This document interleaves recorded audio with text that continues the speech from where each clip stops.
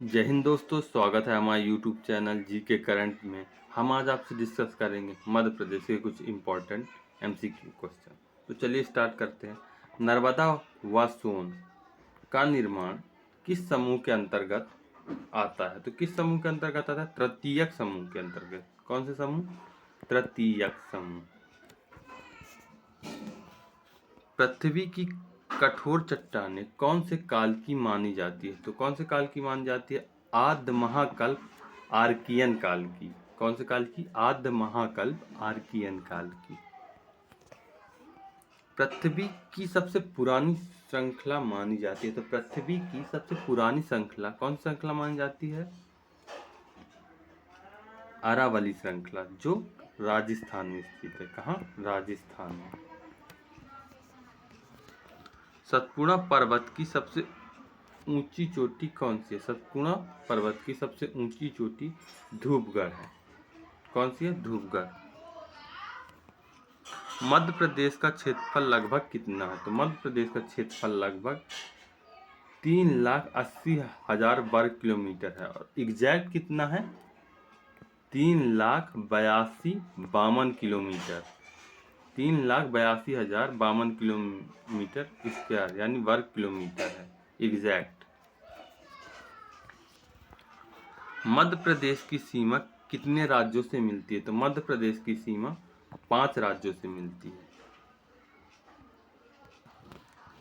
मध्य प्रदेश की सर्वाधिक सीमा किस राज्यों से मिलती है? तो मध्य प्रदेश की सर्वाधिक सीमा उत्तर प्रदेश से मिलती है। उत्तर प्रदेश उत्तर साइड में है। मध्य प्रदेश के उत्तर साइड से उत्तर प्रदेश मिलता है।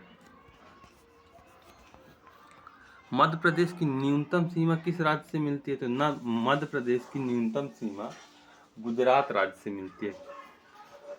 गुजरात राज्य कहाँ है? पश्चिम साइड में। कहाँ? पश्चिम साइड में गुजरात राज्य। मध्य प्रदेश की सीमा गुजरात के किस जिले से मिलती है? तो बड़ोदरा जिले से। किस जिले से? बड़ोदरा जिले से। कर्क रेखा प्रदेश के कितने जिलों से गुजरती है? तो मध्य प्रदेश के कितने जिलों से कर्क रेखा गुजरती है? तो 14 जिले से, जिसमें भोपाल संभाग के सभी जिले से कर्क रेखा गुजरती है। भोपाल संभाग के सभी जिले से कर्क रेखा गुजरती है। मध्य प्रदेश के किस युग की चट्टानों के साक्ष्य नहीं मिलते? तो मध्य प्रदेश में द्रविड़ युग के चट्टानों के साक्ष्य नहीं मिलते। मध्य प्रदेश में कोयला किस समूह की चट्टानों में पाया जाता है? तो मध्य प्रदेश में कोयला गोंडवाना समूह के चट्टानों में पाया जाता है। निम्नलिखित में से कौन सी नदी मध्य प्रदेश की दक्षिण सीमा बनाती है? तो कौन सी नदी? ताप्ती नदी मध्य प्रदेश की दक्षिण सीमा बनाती है। ताप्ती नदी कहाँ से निकलती है? बैतूल से। कहाँ से? बैतूल से। क्षेत्रफल की दृष्टि से प्रदेश का कौन सा स्थान है? तो क्षेत्रफल की दृष्टि से मध्य प्रदेश का दूसरा स्थान है। कौन सा स्थान है? दूसरा स्थान। और पहला स्थान किसका है? राजस्थान का। पहला स्थान राजस्थान का। और जनसंख्या के दृष्टि से पहला स्थान उत्तर प्रदेश का। विंध्याचल पर्वत में निम्नलिखित में से किस नदी का उद्गम नहीं होता? तो किस नदी का उद्गम नहीं होता? ताप्ती नदी का उद्गम नहीं होता। बाकी नर्मदा, सोन, बेतवा ये विंध्याचल पर्वत से उद्गम होता है। मध्य प्रदेश का एकमात्र हिल स्टेशन पचमढ़ी किस पर्वत श्रेणी में स्थित है? तो किस पर्वत श्रेणी? महादेव पर्वत श्रेणी। मध्य प्रदेश की सर्वोच्च चोटी धूपगढ़ की ऊंचाई कितनी है? तो 1350 मीटर। कितना? 1350 मीटर। मध्य प्रदेश का निम्नलिखित में से कौन सा नगर कर्क रेखा के उत्तर में स्थित है? तो कर्क रेखा के उत्तर में स्थित है। तो कौन सा नगर? तो रतलाम नगर। कौन सा? रतलाम नगर। महादेव पहाड़ी किस राज्य में स्थित है? तो महादेव पहाड़ी मध्य प्रदेश राज्य में स्थित है। नर्मदा घाटी किन पर्वत श्रृंखलाओं के मध्य स्थित है? तो नर्मदा घाटी विंध्याचल या सतपुड़ा, विंध्याचल एवं सतपुड़ा पर्वत श्रृंखला के मध्य स्थित है। मध्य प्रदेश के संबंध में कौन सा कथन असत्य है? तो कौन सा कथन? मध्य प्रदेश एक स्थल रुद्ध राज्य है, ये सही है, ये कथन सही है। कर्क रेखा राज्य के मध्य से होकर गुजरती है, ये भी सही है। कर्क रेखा 14 जिलों से गुजरती है। मध्य प्रदेश की सीमा 5 राज्यों से मिलती है, ये भी सही है। असत्य कौन सा है? मध्य प्रदेश का क्षेत्रफल देश के कुल क्षेत्रफल का 19.6% है, यह असत्य है। कौन सा? यह असत्य है दोस्तों। मालवा पठार की सबसे ऊंची चोटी है? तो मालवा पठार की सिंगार चोटी सबसे ऊंची चोटी है। निम्नलिखित में से किस स्थान से होकर कर्क रेखा गुजरती है? तो कहाँ से होकर कर्क रेखा गुजरती है? ये सभी स्थानों से होकर, भोपाल, उज्जैन, रतलाम, ये सभी स्थानों से होकर कर्क रेखा गुजरती है। मध्य प्रदेश का चेरापूंजी किसे कहा गया है? तो मध्य प्रदेश का चेरापूंजी पचमढ़ी जिले को कहा गया है। किसको? पचमढ़ी हिल स्टेशन को कहा गया है। भौगोलिक रूप से मध्य प्रदेश से कितने भागों में बांटा गया है? भौगोलिक रूप से मध्य प्रदेश को 4 भागों में बांटा गया है, जो एग्जाम में कई बार बार पूछा गया है ये क्वेश्चन। निम्नलिखित में से किन जिलों का समूह बुंदेलखंड के अंतर्गत आता है? तो टीकमगढ़, दतिया, छतरपुर, यह सब बुंदेलखंड के अंतर्गत आता है।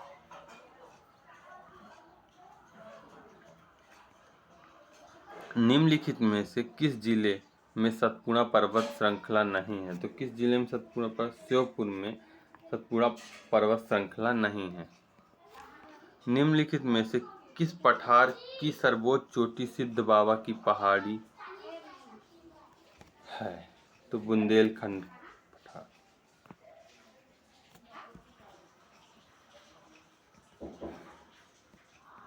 जाना पाव सिगार एवं धजारी चोटी किस पठार पर स्थित है? तो रीवा पन्ना के पठार पर स्थित है।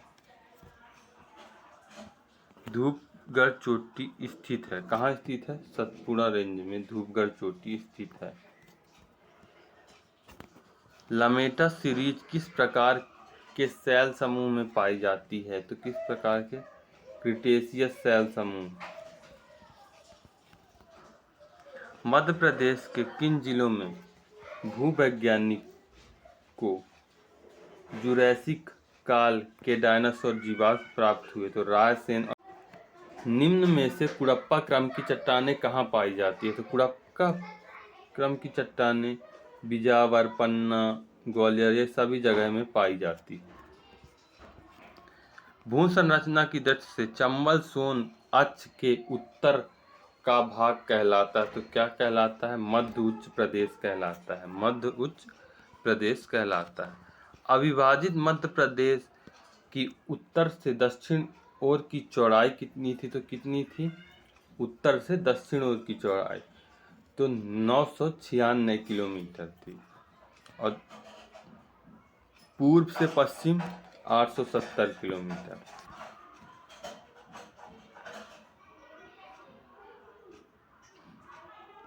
मध्य प्रदेश की सीमा को छूने वाला उत्तर पूर्वी राज्य कौन सा है? तो मध्य प्रदेश की सीमा उत्तर पूर्वी राज्य छत्तीसगढ़ है। कौन सा है? छत्तीसगढ़।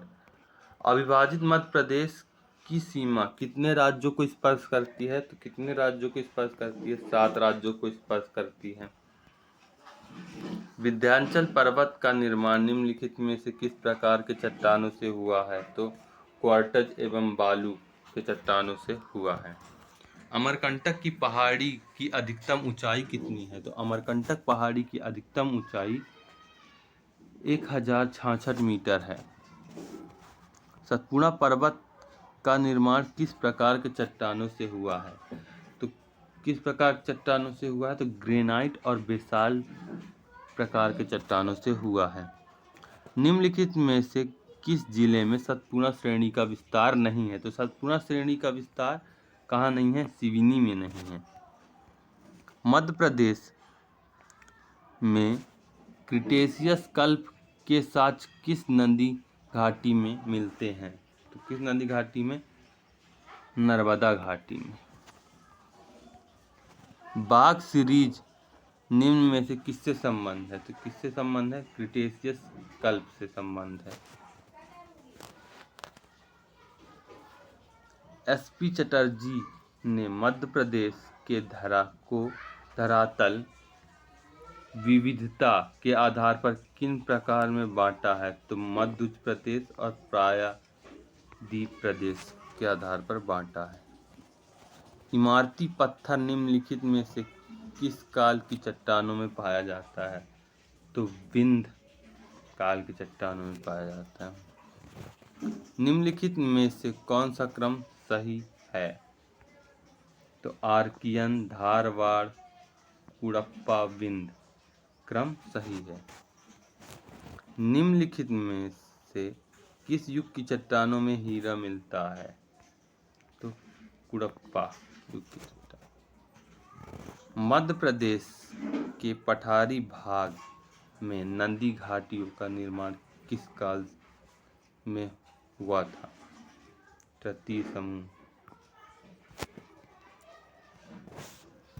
मालवा पठार की औसत ऊंचाई कितनी है? तो मालवा पठार की औसत ऊंचाई 500 मीटर है। अरावली पर्वत की सर्वाधिक ऊंचाई कितनी है? तो अरावली पर्वत की सर्वाधिक ऊंचाई 1158 मीटर है। सतपुड़ा पर्वत की मध्य प्रदेश में स्थित लंबाई कितनी है? 1120 मीटर। निम्नलिखित में से किसमें मैकाल अमरकंटक श्रेणी का विस्तार नहीं है? तो किसमें? दतिया में। महादेव श्रेणी का निर्माण निम्नलिखित में से किससे हुआ था? किससे हुआ था? ए बी बालुई पत्थर और क्वार्टज से हुआ था। सतपुड़ा पर्वत के पूर्वी विस्तार को क्या कहते हैं? तो क्या कहते हैं? राजपीपला कहते हैं। कैमूर भांडेर श्रेणी निम्नलिखित में से किससे संबंधित है? तो किससे संबंधित है? विंध्याचल से संबंधित है। विंध्याचल पर्वत की सबसे ऊंची चोटी कौन सी है? तो कौन सी है? अमरकंटक है।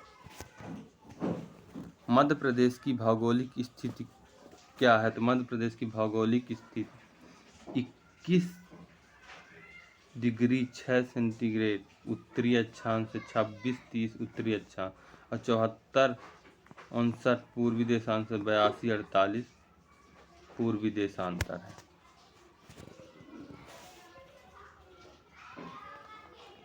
निम्नलिखित में से धारवाड़ शैल समूह से प्राप्त प्रमुख खनिज कौन सी है? तो कौन सी है? मैग्नीज और संगमरमर। निम्नलिखित में से किस क्षेत्र में गोंडवाना काल के समूह मिलते हैं? तो सतपुड़ा क्षेत्र। बालाघाट जिले में पाए जाने वाले धारवाड़ शैल समूह को किस सीरीज की संज्ञा दी जाती है? तो संकोली सीरीज। कौन सी? संकोली सीरीज। निम्नलिखित में किसमें जवेरा का गुम्बद स्थित है? तो कगार भूमि में जवेरा का गुम्बद स्थित है। अविभाजित मध्य प्रदेश को कितने प्राकृतिक भागों में बांटा गया था? तो 9 प्राकृतिक भागों में बांटा गया था। अपर गोंडवाना शैल समूह को सतपुड़ा क्षेत्र में किस नाम से पुकारा जाता है? तो किस नाम से पुकारा जाता है? चौगान एवं जबलपुर स्थित दोनों नाम से पुकारा जाता है। निम्नलिखित में से उस विशेष शैल को छांटिए जो कैमूर, रीवा एवं भांडेर सीरीज में बटी है। तो अपर विंध्य कहलाता है। निम्नलिखित में से किसे गंगा और नर्मदा का जल विभाजक माना गया है? तो किसे कहा गया है? कैमूर कगार और भांडेर कगार को कैमूर कगार को